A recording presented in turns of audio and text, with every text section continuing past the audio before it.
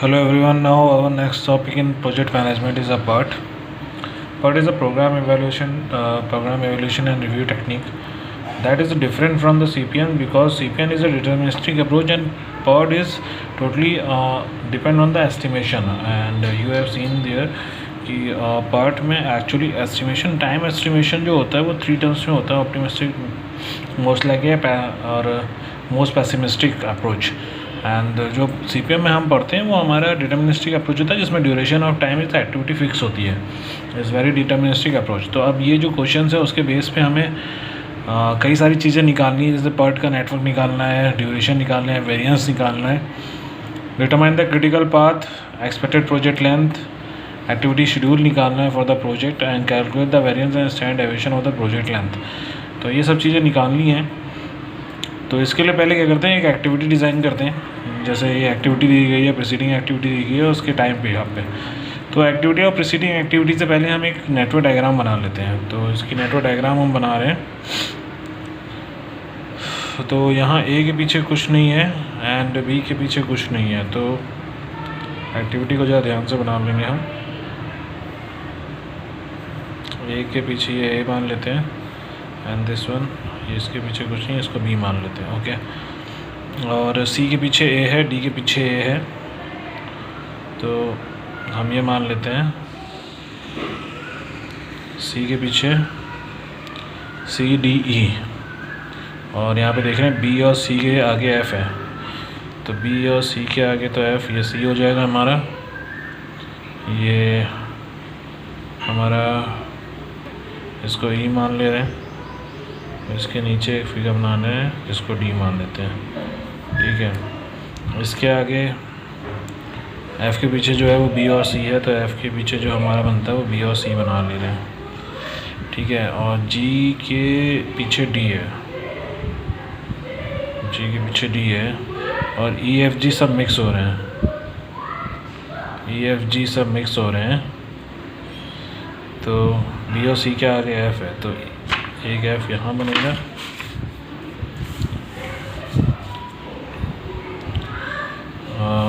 This one हम क्या कर ले रहे हैं, ई एफ जी सब मिक्स है, तो जी के पीछे डी है, तो जी के पीछे हम डी बना ले रहे हैं. तो ये हमारा एफ़ हो जाएगा, ये हमारा जी हो जाएगा. ई एफ जी के पीछे जी हमारा डी का है, और इसके आगे एच हो गया, तो हमारा ये नोड बन गया. तो ये डायग्राम पूरा हो गया. अब जो एक्टिविटीज़ हैं उसको रिप्रेजेंट कर देते हैं. हम अपने टर्म से रिप्रेजेंट कर रहे हैं, जैसे 1 2 3 4 रिप्रेजेंट कर रहे हैं, एंड 5 6 ये नंबर हमने रिप्रेजेंट कर दिया एक्टिविटीज़ पे. ठीक है. टब का ड्यूरेशन भी लिख रहे हैं. ए का जो ड्यूरेशन है, अभी ड्यूरेशन हमें पता नहीं है कि मोस्ट लाइकली ऑप्टिमिस्टिक टाइम है. तो एक्टिविटीज़ हमारी सारी बन गई हैं. डायग्राम हमारा पूरा नेटवर्क डायग्राम कंस्ट्रक्ट हो गया है. ओके. इसके भी यहाँ पे नेटवर्क डायग्राम तो हमने कंस्ट्रक्ट कर लिया है, जो इस तरह से आ रहा है. एक्टिविटी ड्यूरेशन निकालने के लिए हमें एस्टिमेट ड्यूरेशन निकालनी होगी, जिसका फॉर्मूला हमें टेबुलर फॉर्म से निकाल ले रहे हैं. इसके लिए हम एक नई टेबल बनाते हैं.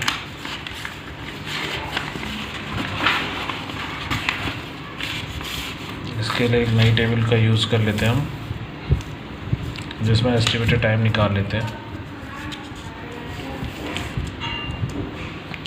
तो यहाँ देख रहे होंगे जो आपकी एक्टिविटी है उसको हमने A B C D E F G H के टर्म में दिखा रखा है. यहाँ पे आपका दोनों ऑप्टिमिस्टिक, मोस्ट लाइकली टाइम हो, पेसिमिस्टिक टाइम को टी और टी एम टी पी से हमने वहाँ पे भी दिखा रखा था. क्वेश्चन में हमारे देखा हमें एस्टिमेट टाइम के लिए फॉर्मूला लगाना होता है T O plus F O T M plus T P upon 6. तो इसके हिसाब से क्या हो गया, इसके हिसाब से अगर आप निकालेंगे तो टी एम में 4 का इंटू करना है और बाकी सबको प्लस करना है. तो यहाँ आपको बस ये याद रखना है, यहाँ 4 से इंटू होता जाएगा. इस पूरी सीरीज़ में 4 से इंटू होना है, इस पूरी सीरीज़ में 4 से इंटू होना है, बाकी जोड़ दिया. तो 12 2 14 और 4 को 16 आपका 30 हो गया. तो 30/6. आप इसको इस तरह से भी लिख सकते हैं, 2 इंटू 4 इंटू 4 प्लस 12/6. तो ये आपका आएगा 5. ठीक है. इसी तरह से यहाँ लिखें 10 प्लस 4 इंटू 12 प्लस 26/6. तो इसकी वैल्यू आएगी 14. इसका करेंगे आप 8 + 4 × 9 + 10/6, इसकी वैल्यू आएगी 9। जब इसका करेंगे 10 + 4 × 15 + 20/6, तो इसकी वैल्यू आ जाएगी आपकी 15। जब आप इसका निकालेंगे 7 + 4 × 7.5 + 11/6, तो इसकी वैल्यू आ जाएगी आपकी 8। 9 + 4 × 9 + 9/6, ये आपका आ जाएगा 9। जब इसका निकालेंगे 3 × 4 × 3.5 + 7/6, तो ये आ जाएगा 4। और लास्ट 5 + 4 × 5 + 5 6, 5 × 20 10 30, तो इसकी वैल्यू आ जाएगी 5। ठीक है, तो हमारी वैल्यू आ गई 5। अब हमारा जो फिगर है, जो हमने नेटवर्क डायग्राम बनाया है, उसी के हिसाब से हम यहाँ पे लिख लेते हैं। जैसे नेटवर्क डायग्राम के हिसाब से हमने यहाँ पे बना रखा है जो नेटवर्क डायग्राम, उसमें हमें ये ड्यूरेशन लिखना होगा। तो ए में जो ड्यूरेशन आ रहा है वो 5 है, तो ए पे हम रिफ्लेक्ट कर देंगे 5। ये हमारी टाइम ड्यूरेशन है 5, एस्टिमेटेड टाइम ड्यूरेशन। बी 14, तो बी 14 हो गया। सी 9 है, तो सी 9 हो गया। और डी आपका 15 है, डी 15 हो जाएगा। ई आपके लिए 8 है, तो 8 हो जाएगा। एफ का 9 है, 9 आ जाएगा। जी आपका 4 है, तो 4 आ जाएगा। एन एच इज़ लास्ट, तो लास्ट एक्टिविटी 5। ये एक्टिविटी हमारा हो गया। जो चीज़ है एक्टिविटी हम अभी निकाल लेते हैं, अभी हमारा मेन इसी पे काम है।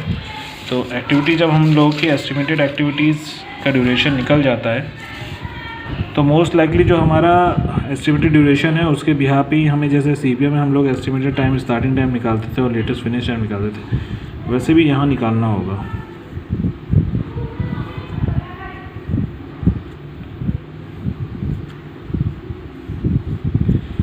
तो ये हमारा E1 होता है, ये हमारा L1 होता है, ये E2 होता है, L2 सॉरी ये E3 है, ये L3, E3 L3, ये E2 L2 हो जाएगा, ये E4 L4 है, E5 L5 and last is E6 L6।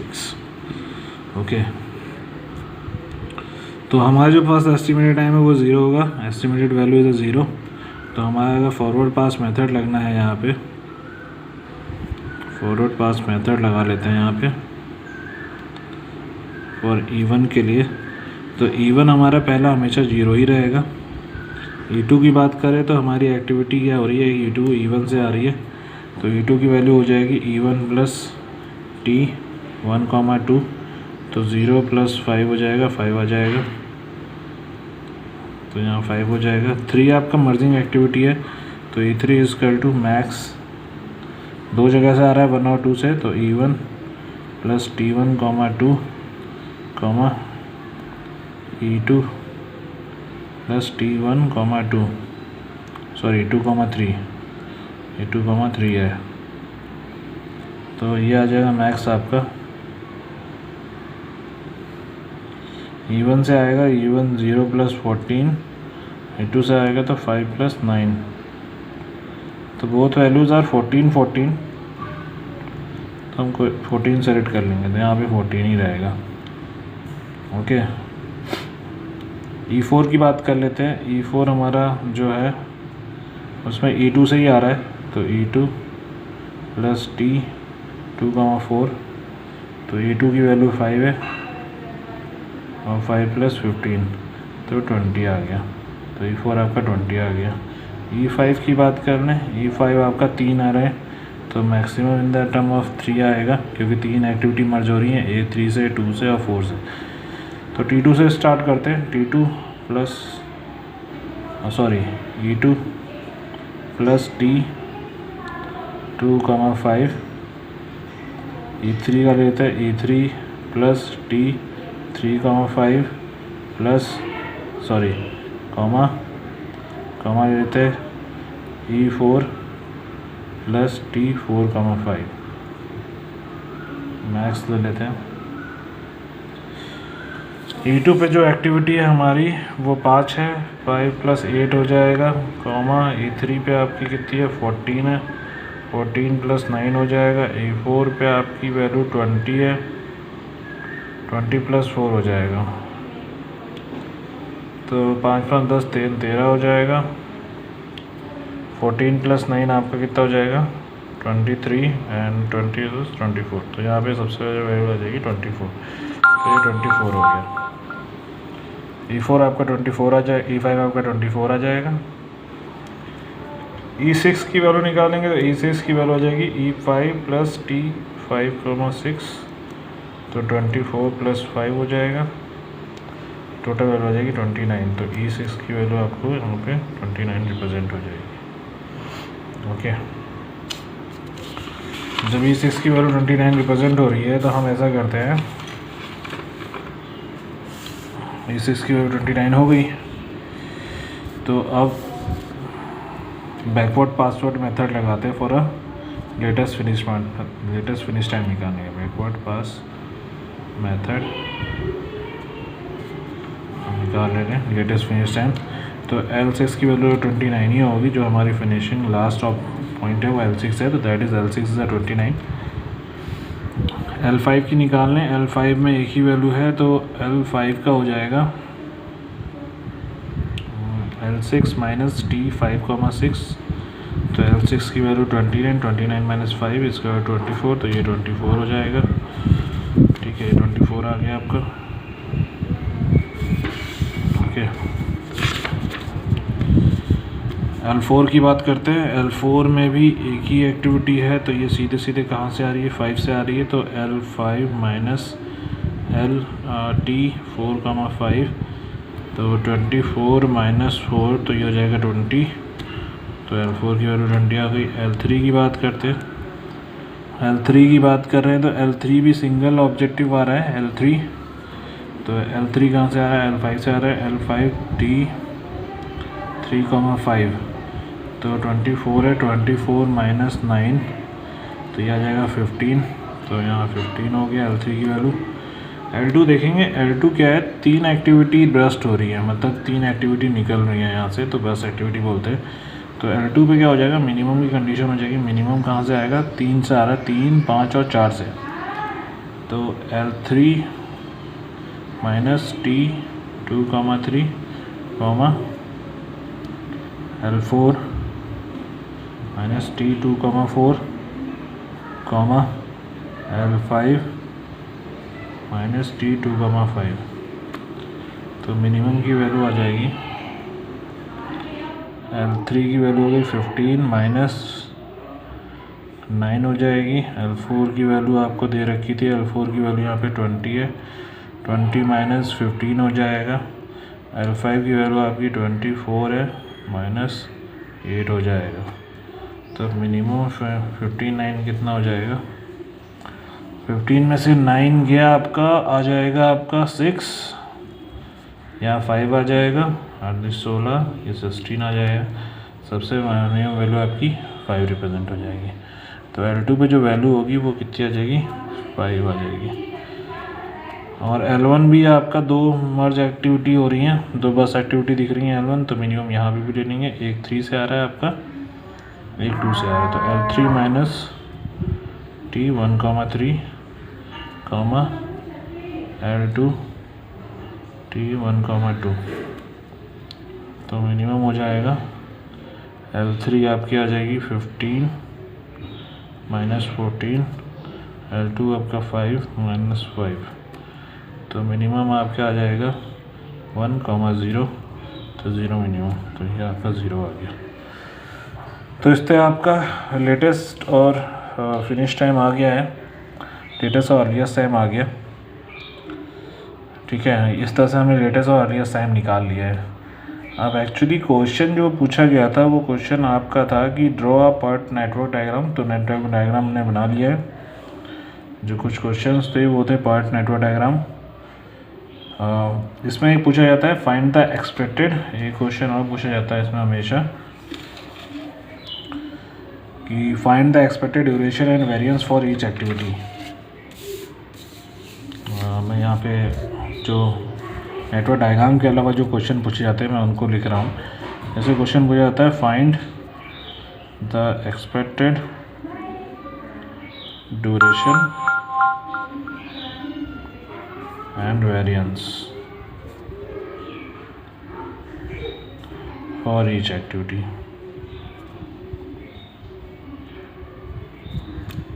इसके अलावा क्वेश्चन एक इम्पॉर्टेंट पूछा जाता है, क्रिटिकल पाथ होता है, डिटरमाइन क्रिटिकल पाथ, जो हर किसी नेटवर्क डायग्राम में पूछा ही जाता है, तो वो हमें बताना होगा। एक्सपेक्टेड प्रोजेक्ट लेंथ मतलब duration.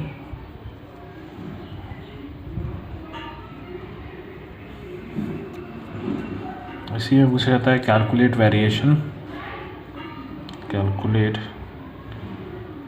Variance and standard deviation of the project length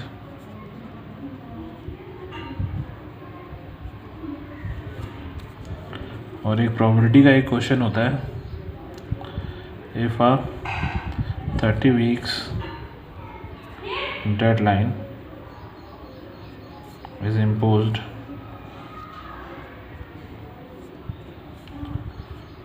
what the probability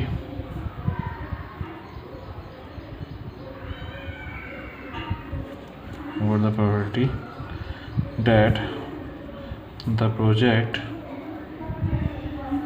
will be finished in time। और एक और लास्ट क्वेश्चन इसमें पूछ लेते हैं, जैसे कभी कभी हमें शेड्यूल डेट और प्रोजेक्ट वर्क के लिए पूछा जाता है। वैसे इतने नंबर ऑफ क्वेश्चन पूछे जाते हैं, फिर भी एक लास्ट क्वेश्चन मैं और बता दूंगा इसमें। If the project manager wants to be 99% sure that the project is completed on the schedule date,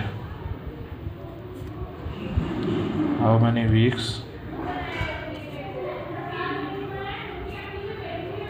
before that data should he start the project work।